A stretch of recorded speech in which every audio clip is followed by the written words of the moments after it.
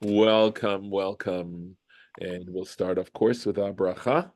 Baruch atah Adonai Eloheinu melech haolam asher kitshanu b'mitzvotav v'tzivanu la'asok b'divrei Torah.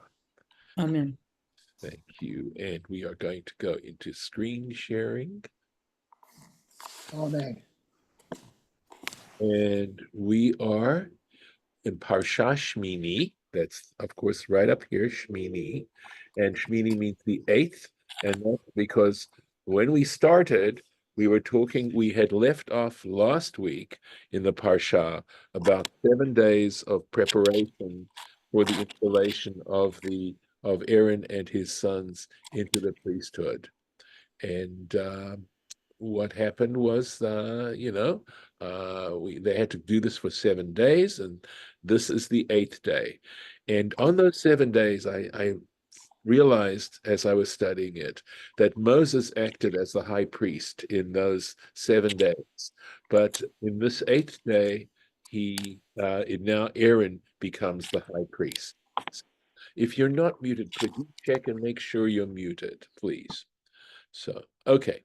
So that's the first part. We have moved on because the second part of this Torah portion deals with the laws of Kashrut, the basic laws of what is permissible and what is not permissible for a child of Israel to eat, and what foods one can choose in terms of the animal world. Okay, what animals we are able to eat or not.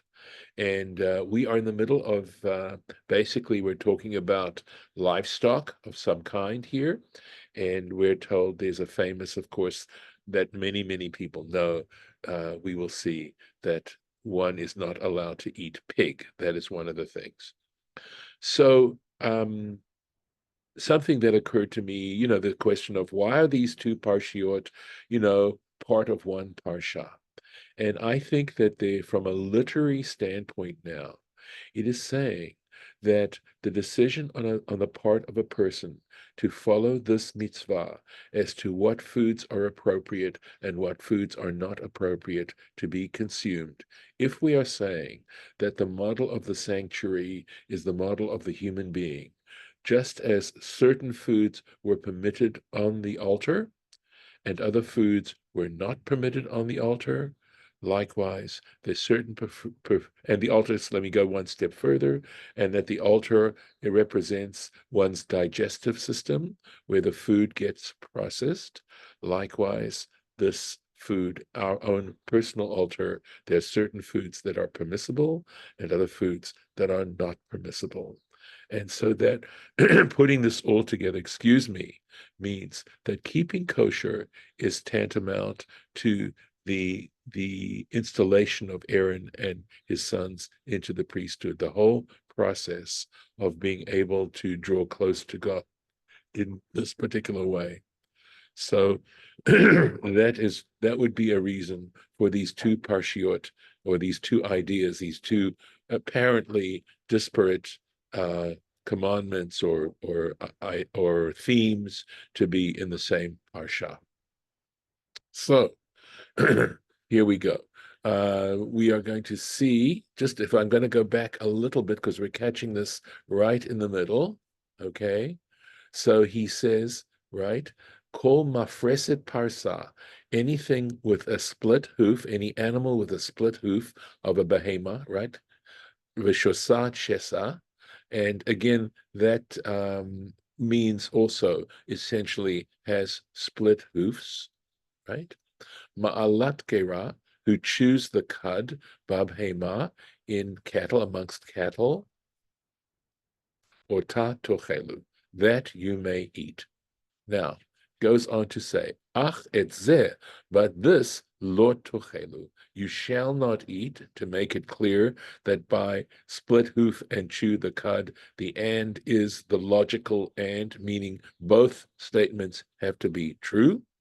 Mima'aleh hagaira, from animals that chew the cud, umimafrisei, and who hafarsa, okay? So here what it's saying, okay? In other words, here it means either they chew the cud or they have split hoofs. In other words, one of those is true. Et hagamal, you shall not eat, is what it's saying. Et hagamal, and now it gives examples. The camel, kima alege rahu, for it chews the cud. Ufarsa enona mafris, but it does not have split hoofs. Tamehu lachem, it shall be considered impure for you.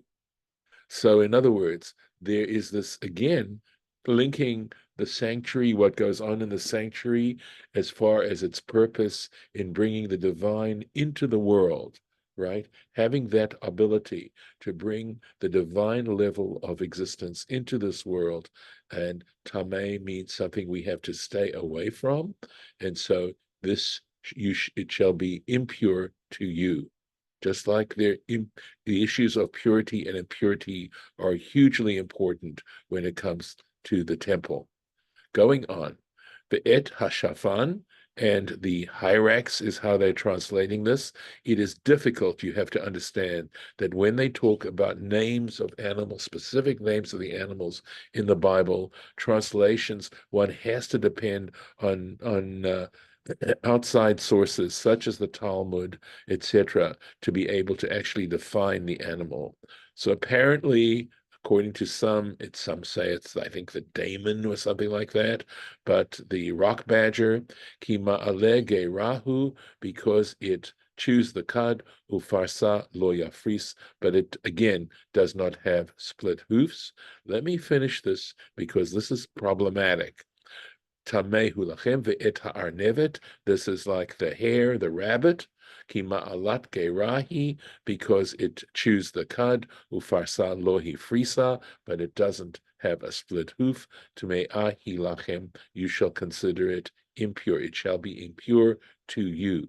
Now, of course, hyraxes, rock badgers, rabbits do not chew the cud. And here is the Torah saying it chews the cud, right? And ma'alat ra has to do with the process of rumination. However, I did discover, interestingly enough, there are two issues going on. And I can say this, at least this is what it said about rabbits. Believe it or not, although rabbits do not chew the cud, because, of course, gaining nutrients from grass and things like that is not that easy, apparently the rabbits will defecate, and the feces, that feces is a soft sort of feces, and they eat that and so that it's part of the process of digestion. So that's one possibility, that they're talking about re-eating their food. So that it doesn't necessarily refer to the kinds of stomachs that that cattle have, all right, or deer for that matter. But the process of re-eating the food.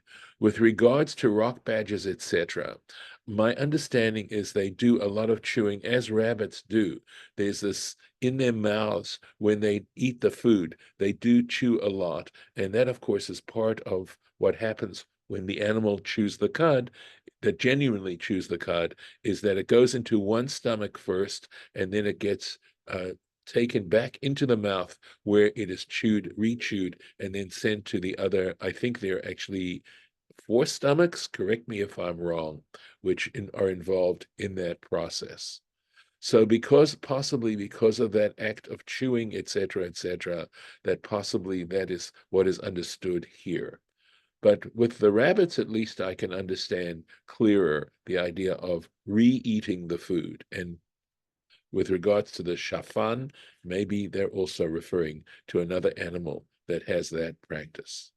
So, and now on to the famous one, the et hachazir, and the pig.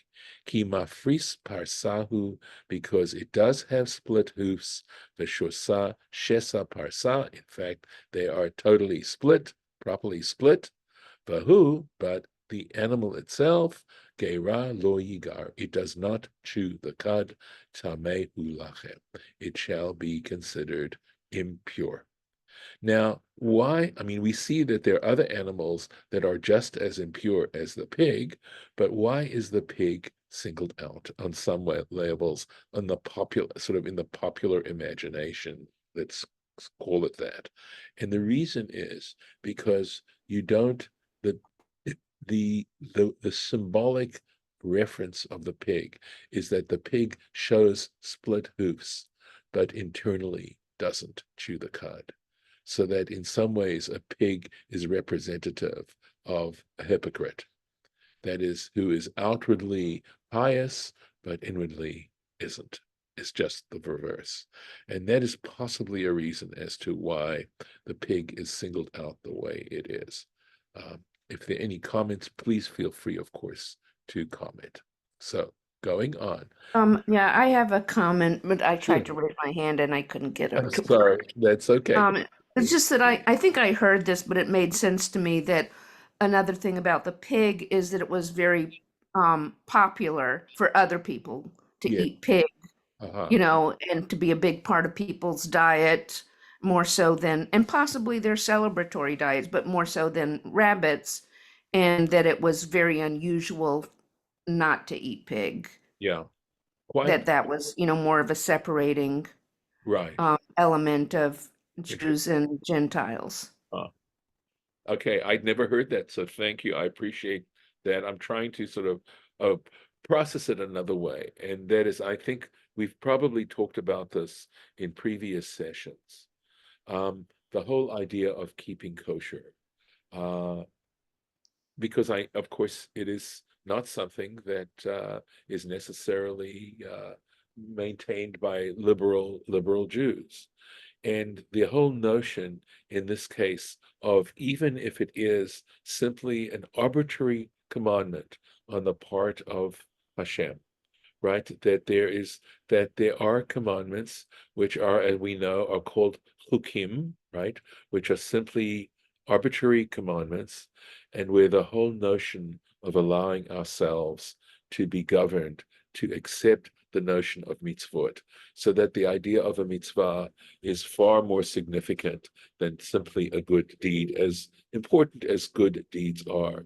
The whole notion of being willing to be disciplined by God and allowing God to make those judgments for oneself and taking that on. I would say something else. I think that, and this isn't limited to Judaism, I think there is a recognition amongst many religions the need to learn how to control one's appetites. And that since both food involves appetite and sexual activity involves satisfying an appetite, that the idea of learning how to discipline oneself in terms of how important that is to a society and certainly to the individual is something that's very fundamental to a good number of religions. And that's part of what's going on here.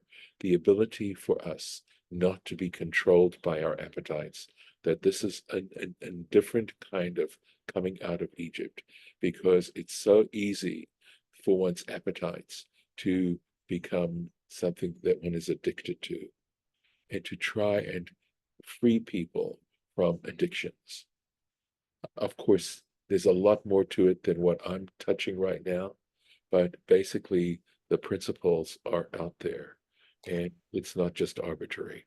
Well, Yes, you also had told us that the concept of holiness and sanctification was related to separation, and not eating bacon is a lot more separating than giving money to the poor. right, for sure, for sure. And the whole notion of the word kadosh, holy, has to do with being distinct. And of course, we can take that all the way back to what I personally believe is perhaps the most important part of becoming a human being and recognizing how great it is to be a human being. And that is a sense of significance. And these kinds of practices tend to help underscore a sense of significance and just the idea of allowing oneself to know that you are being commanded by a universal, the support of the universe is something that can help you feel significant. And so often, people who become addicted or who get into antisocial behavior or self destructive behavior very often feel extremely insignificant, that no one cares about them, and that they are just, the waste of society, and they feel that way. And not feeling that way is so terribly important, because when you feel that way, in a sense, it gives you permission to hurt yourself and to do things to hurt yourself and to hurt others, because you feel like nothing. And you've heard me say this before, which is that more bad behavior, if we want to just describe it that way, comes about because people don't appreciate themselves sufficiently, don't think enough of themselves in a positive way. Uh, we are going to go on to the next little part. So this is interesting, because you'll see that there's quite a long Rashi here, and the deduction. This is based on Talmudic reasoning. You'll see, and the results are really interesting. And it took me a while to get what Rashi was saying and what the argument that the Talmud is presenting. So, Mibsaram lo tochelu, you shall not eat of their meat, right, of the meat. Uvenivlatam lo tigau, nor should you touch their carcasses. Tmeim heim lachem, they shall be impure to you. Okay, so ignore what's written here for the time being, and let's see what it says. Right. So notice they're looking at this in a very legalistic kind of way. Mibsaran lo tochelu. You shall not eat of their flesh. Now, the last thing we read were these particular animals, right? These specific animals. And it's saying of their flesh you should not eat. And so Ein li ella elu. So we might simply infer that it's referring just to these particular animals that it mentions. She'ar behema tame'ah, right? What about the remaining cattle or animals that are impure? She'ein la shum siman tahara. So remember, the examples they gave us, okay, were either this or that, right? In other words, either it doesn't chew the cud or it doesn't have split hoof. And we're now saying, well, what about the rest of the animals that don't have shum siman tahara, that don't have any sign of impurity? They weren't forbidden, right? Didn't say they were forbidden. So here we go, right? Mean ein, okay? So how do we know they're also forbidden? And now, I mean, because we already know on a one level, this particular sentence seems unnecessary, okay? So we say kal vachomer. So we use a logical argument that from which we derive more Torah law. In other words, even though it isn't stated explicitly in the Torah, we can consider it a Torah law. Uma elu, the argument goes like this. These animals that are mentioned, sheyesh bahem ktsat simanei Torah, that have a little bit of a sign of purity, asurot, they are forbidden, etc. In other words, all the more so if if it has no signs of purity. So if the animals that have a little bit of a sign of purity are forbidden, then for sure all animals that have no sign of purity are forbidden. And he says, Kol ha'inyan v'Torat Kohanim. And this is the original source from which this is derived. And Torat Kohanim is a midrash, that's a halachic midrash. In other words, an interpretation of the law of Leviticus, Torat Kohanim. Mibsaram. Now, looking at this word, from their flesh, in other words, the meat, al-basaram, regarding their flesh, the ashara, that is forbidden. Velo al atzmot vegidin. It does not forbid, it just forbids the flesh. It states the flesh regarding the bones or the sinews, the karnaim or the horns, utlafim or the hooves. That is not under this prohibition. And by the way, there are certain issues then that have significance, for example, in creating gelatin. Okay. So that's Bsaram. The Bsaram you shall not eat, is how we're reading this. Uveniblatam lo tiga'u, nor shall you touch their carcasses. Now, in other words, a nevela essentially is an animal that has died by itself of old age or disease or something like that.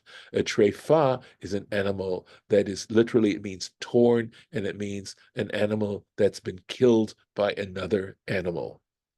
That's the distinction. So here goes. Yachol Yehi Yisrael Muzharim.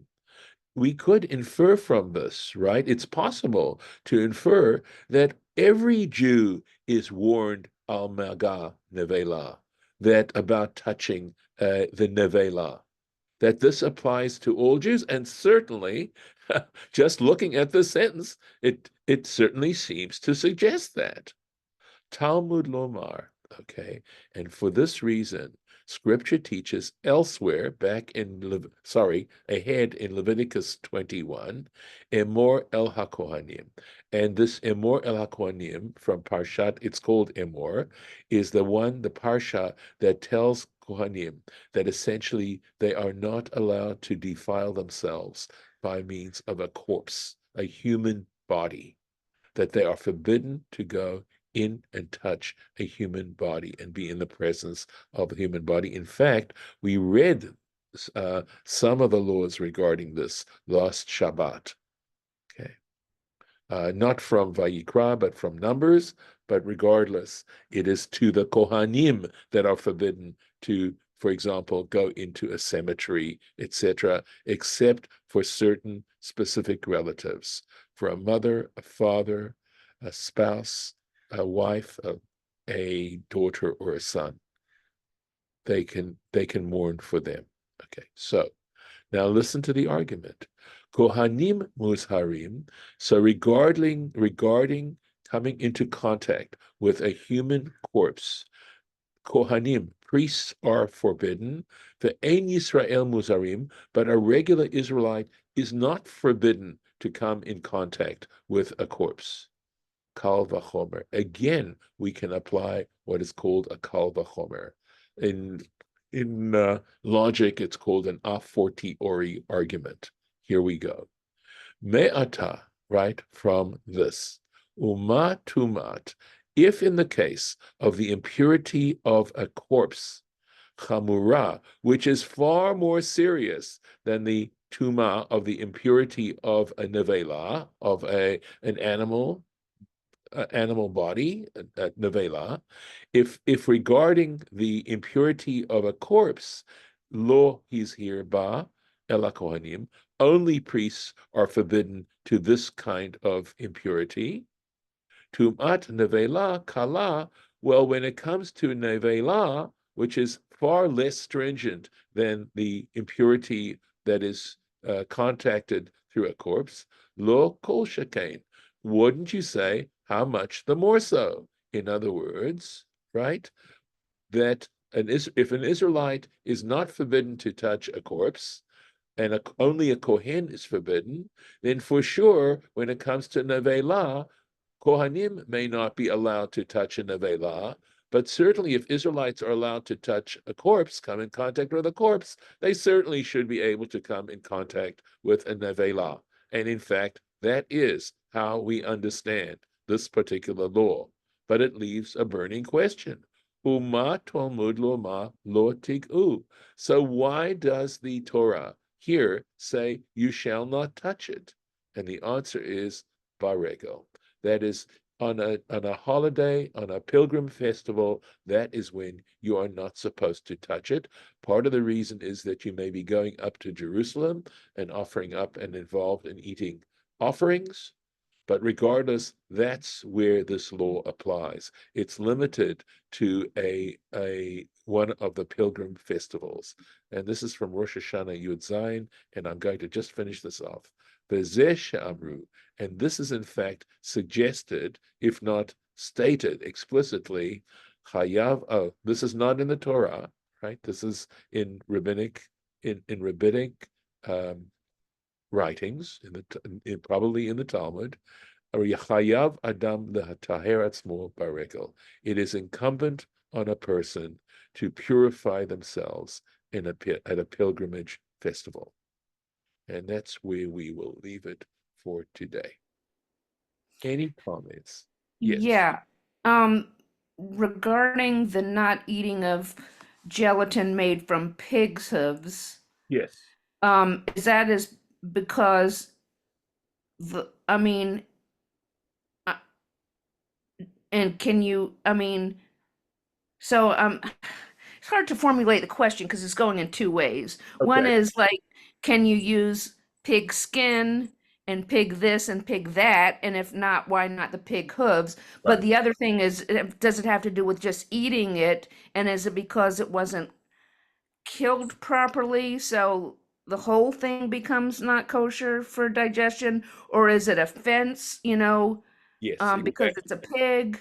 I mean, why can't you eat pig hoof gelatin, I which is the normal, like marshmallow, for instance? Yes. So it's obviously this is a question that requires expertise that is beyond my pay grade, but I would say that in general it also applies to animals that were not properly slaughtered, okay?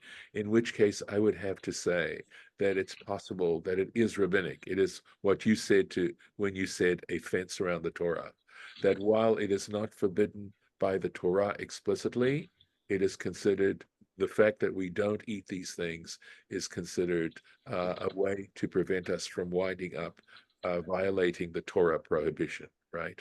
So that is a possibility. I mean, I'd like to say it with certainty, but I can't.